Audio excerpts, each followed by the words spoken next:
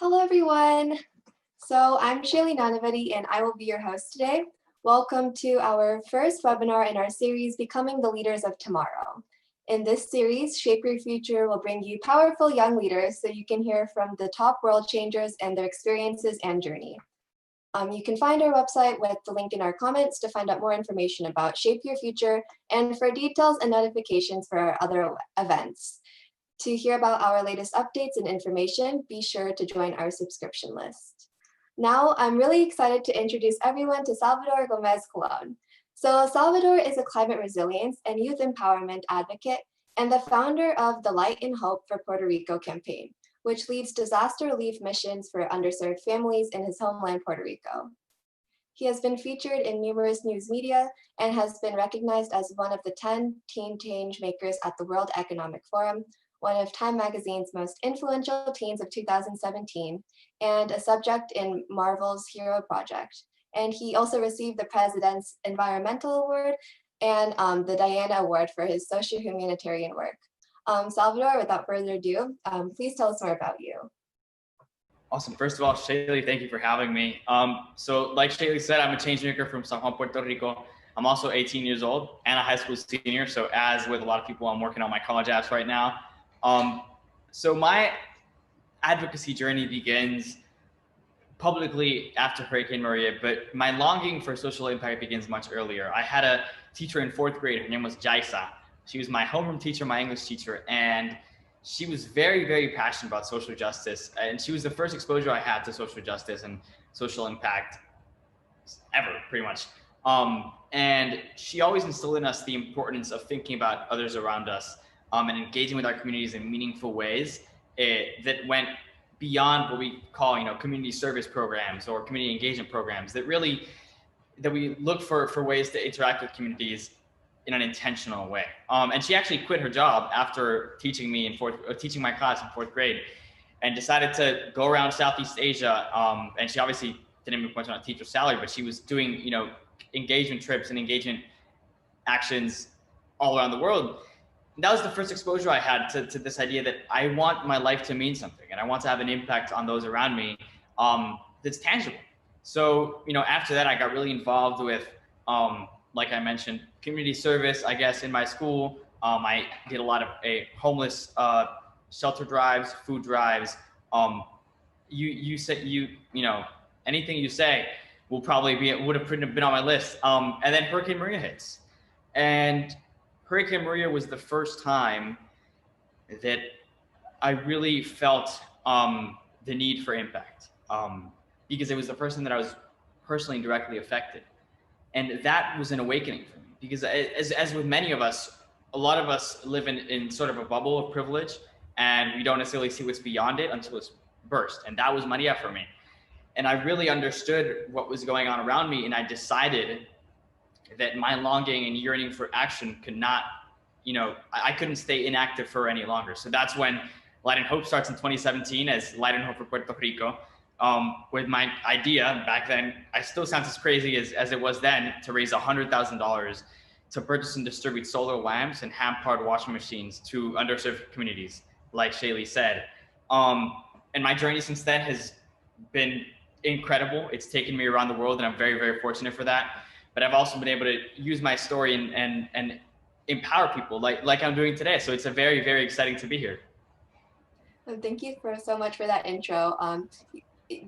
What you have done with Light and Hope for Puerto Rico so far has been truly inspirational and amazing. I kind of wanted to start my first question with that. So you kind of mentioned how you've always had that vision, like since 4th grade with your teacher and everything. But once the hurricane hit and you knew that you had to make an impact, how were you able to even make that happen? Like you said, that goal is crazy, but you were able to make that happen and so quickly, in fact, too. So do you mind to share like how you got started and how that was possible? Of course. So the first thing, it all came from that yearning I had, and very crazy story. I was lucky enough to have a generator, but we didn't turn on the lights at home because obviously you have to have diesel to power the generator, and we didn't have much. But when the sun set every night, I felt, to an extent, I was surrounded by my family, but I felt disheartened. I felt hopeless. And I was thinking, if I feel this way, I have a roof over my head, I have a family that surrounds me, how can so many others be feeling? And with that in mind, and that hope in mind, I told my mom, like, Mom, I want to do something. And then by then I'd already identified that obviously light was something that was absent. We had no power. The island was in an island-wide blackout, which posed a lot of physical and emotional health risks. The other thing was clean clothing, and that came separately. We were getting ration bread one day at a bakery a few blocks away, community bakery, and a lot of people whom I met before that live in my neighborhood had walked under, trudged under 3-4 feet of water, of black flood water, in other words, sewage, to get to the bakery because of the flooding. And I was thinking, you have no power, obviously no electricity to wash your clothes. A lot of people had no water. That's a public health risk in itself. It's also an emotional health risk. This Light and Hope comes not only as a physical health issue, but emotional health issue. In times of crisis, you really want to feel your best. No one should be feeling like they are not worthy of being human. Human dignity was very important for me. So with those two things in mind, I approached my mom and I'm like, Mom, I want to do this. And she's like, you want to do this? Fine. If you start this, you got to take this to the end. And then the pressure was on because not only did I not want to fail myself, but I didn't want to fail my mom. So I did a lot of research on Google. I was like, how am I going to put this together? I connected with a few friends of my mom who were involved in the NGO space. And luckily, in the span of the next days, I had these very spotty phone calls because we had very bad cell reception. I had barely any internet with just cellular data. And it came together. It really was sort of a miracle to an extent because the ability to get all this together is still crazy to me. But I think it was something about being very intentional and being very focused. I really did not, I didn't want to fail anyone. And I'm going to talk about that later about expectations, but I really wanted to make sure that my effort did not go in vain, and that I was able to make a tangible impact with what I was feeling. No, yeah, definitely. I think like even how you're mentioning, like you were able to see those people like at the bakery in your whole own community, kind of like going through that. And like you said, like when a hurricane comes, there's so many issues. It's not just like the physical things, like having light, being able to wash your clothes, the emotional needs and the emotional struggles those people must have been going through. It's amazing how you're able to pull that all together, like you said, like in that time of crisis. That's really amazing. So I wanted to go to my next question. So this actually scaled really quickly. Like after Puerto Rico, you were able to help many other countries and stuff were facing different disasters, and you were able to help them. How did you scale that up, and how were you able to help so many different countries? Yeah, so I think there's two elements to that. The first one is, how did Light and Hope scale? So as I may or may not have mentioned, Light and Hope started with the goal of raising $100,000 and impacting 1,000 families in a single town, in Loíza, which is the town I wanted to reach. But when I went that day to Loíza for the distribution, I was just disheartened by the ubiquitous need that I was seeing, and I realized that I cannot limit my reach to Loíza. And I had already reached the families that I wanted to reach in Loíza, but we still hadn't met our goal. And I was like, I want to take this further. I need to take this further. And really, this was all a function of money coming in, and donations kept on, coming in as media, as people kept on sharing it. Because of that, that's when we were able to reach out to more community leaders, reach out to more neighborhoods, communities, and expand the impact. But it really, I have to say, it was a lot of luck was involved. And that's something that and with anyone wanting to do a widespread social impact initiative or really want to harness the power of media, the first thing I can say is that it's really about luck. And there's no formula to it. I don't say that to discourage. I say that to encourage. To do the best you can.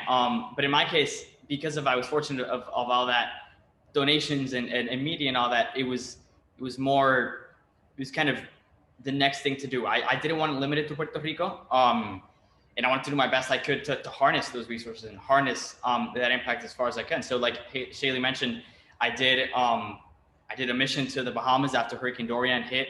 in September of 2019. That's almost a year ago already. When the earthquakes hit in Puerto Rico earlier in January, I sent another mission down. I've also worked to put solar panels on first responder stations across the island. So my work has been very broad, obviously all around the sustainable energy and solar space, but has really expanded because not only has it been luck, but also effort. And you have to be really intentional about building those relationships. And you're going to see that I'm saying intentional a lot. I think it's a very important word because we sometimes don't think about being purposeful, but that's really important. So I kept those relationships with those reporters, with those donors, and that's the really important thing, to keep your community involved and engaged. So I think those two things were involved: luck and also effort. Awesome. That's a great way to like sum it all up. Luck and effort, able to scale it, and like you said, kind of like keeping those relationships and everything like that. And you did mention that like it has to be purposeful and you kind of have to have an intention. So what is your advice for students kind of looking to make a change and impact in their community? How can they start and find a passion or find something that they're interested in and like want to make a difference for? Well, I think the first thing, it's say you want to have to make an impact, and you might think, oh, that's what I want to do. But I've seen a lot of people who want to do something because they want to get media coverage, they want something on their college apps, they want, for whatever reason, that isn't selfless. And the thing I've noticed is that whenever that's one of those reasons are your main reason to do something, your mission fails, because you really have to focus on the impact you can have. But the advice, so once you have and you're sure that you do want to make an impact, and the reason is selfless, take the leap. Don't back down. The world has a lot of ideas, but not enough people taking action on them. And that's something, and I was one of those people before Light and Hope. I was one of those people I've always been a visionary. I've always had crazy ideas. And things that I would love to implement in the world, but I had never really been drawn to action until there was that external force that came in. So my advice to you guys is, don't wait until you get an external force and just take action now.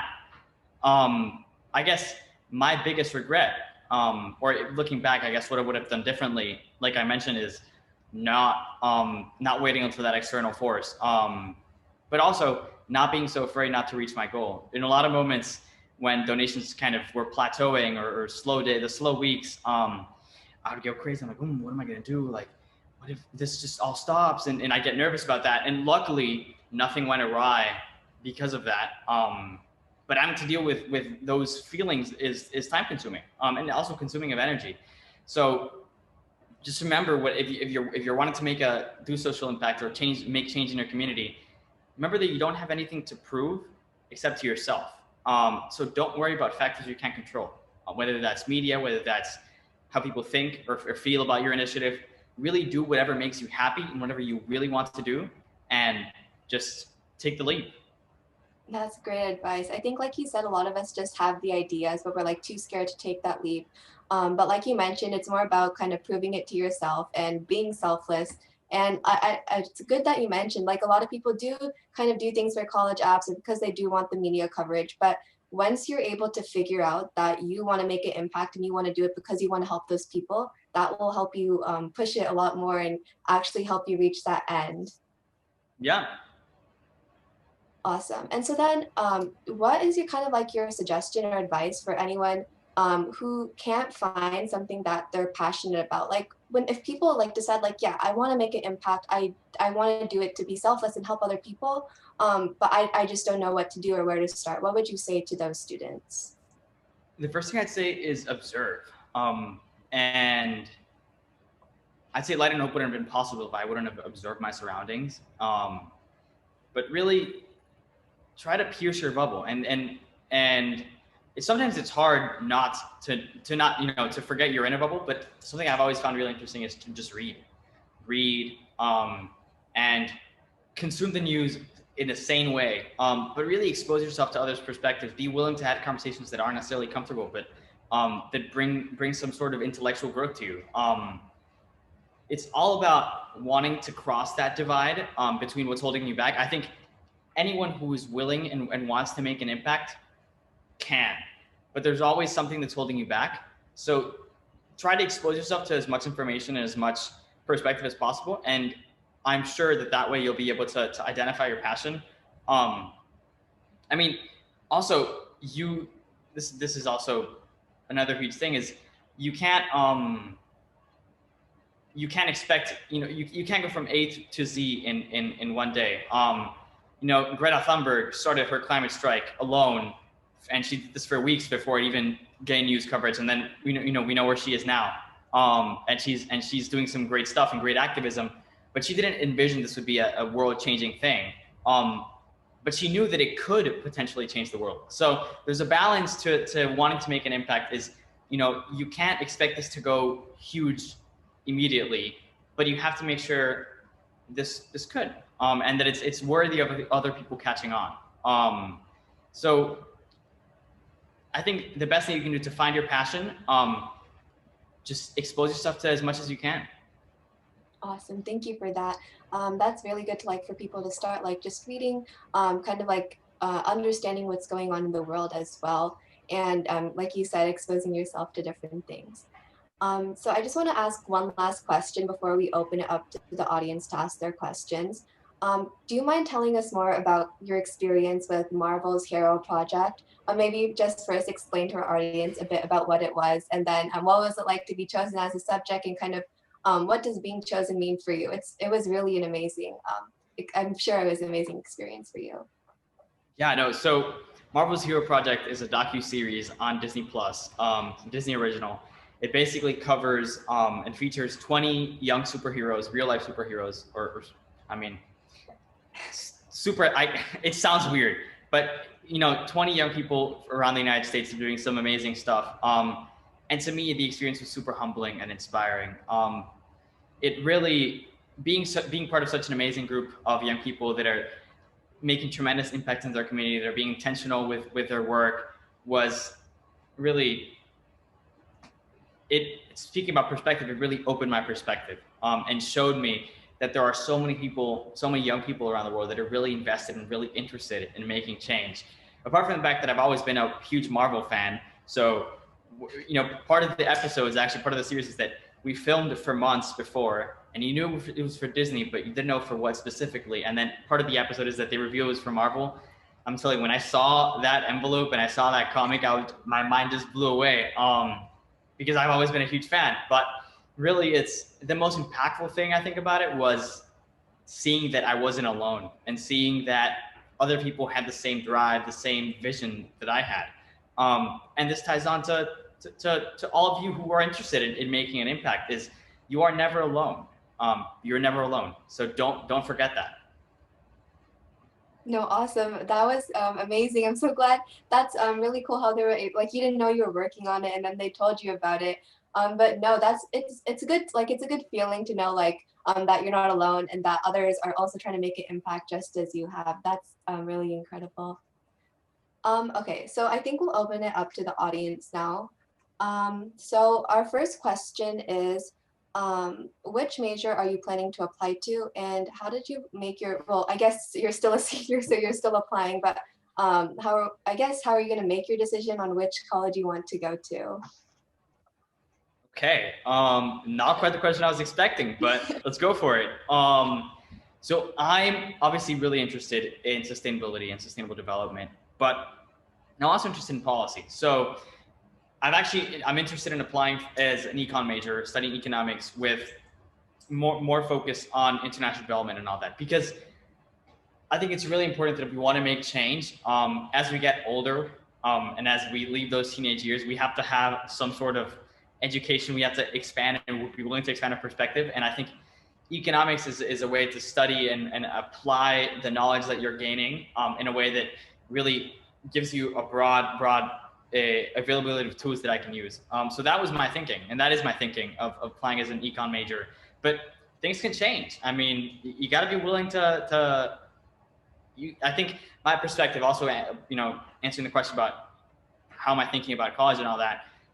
I'm not thinking about college as something rigid. I'm not thinking I'm going to be an econ major for my 4 years and just focus on econ. No, I'm expecting that some of my interests will change, that I'll be growing intellectually, that I will, learn more, obviously. But I think going in there with my open mind, that's my goal. Yeah, I think for anyone who's like wondering about that question or still like kind of trying to figure out what major they do want to go into, just like see what he said, like what you're interested in, like kind of what your interests align with you, and then always have an open mind because you are going to change as a human being. So just be flexible and kind of be ready for what may come your way. Okay, Yeah. so our next question is, as you apply to college, what are you focusing on to continue to making an impact around the world? Awesome. I like that question a lot because I can talk about things. So I have a personal mission statement, and I know very few people who do. And it was actually a friend of mine who gave me the idea, and he has it. He showed it to me once. He has it on top of his bed at school. I go to boarding school, so he has it on top of his bed, and he looks at it every night to anchor himself. So my mission is to use my education, use my experiences to fight for a more sustainable, cohesive, and inclusive future where young people have a seat at the table. It's also in my bio, but I think it's more than just a tagline. It's really a mantra, and I see all my experiences as a way that tag back to that, and find a way to integrate my mission, my personal mission, into everything I do. I think that's the best I can answer without taking so much time, but I think it's really about integrating my personal mission into college. So whether that's learning more about sustainability, which is something I'm looking forward to, learning more about economic systems, learning how a lot of things interact. I mean, I tend to read a lot about global affairs and international economy and all that, but I think going to college, all my friends who are at college already tell me that the breadth of knowledge you gain is so amazing because you can focus more than you usually can in high school. So that's something to which I'm looking forward, is learning more about the things I'm passionate about. I hope that answer is satisfying. If not, please type it again in the chat, or more specifically, like I can totally answer it more in depth if you want. No, yeah, I mean, I thought that was a great answer. Like, how you're able to kind of share that, like that. I guess it's like good to have a kind of a goal, a life goal, or a life motto, just like for yourself as well. So it's like something that ties your whole life together, almost like you're working towards it as you go through high school, as you go through college, and then like onward. So that's a really cool idea. Okay, so our next project, sorry, my next project, I was reading the question. Our next question is, when did you start working on the changes in your community, and what was the first project of social community work that you did? So technically my first community project that I did was that when I was 5, I was the face of this program that was basically seeking to revitalize music education in Puerto Rico. I am not a musician. I cannot play musical instruments. I give you that as a forward. But that was the first exposure that I had. Do I remember? No, but I'm answering your question honestly.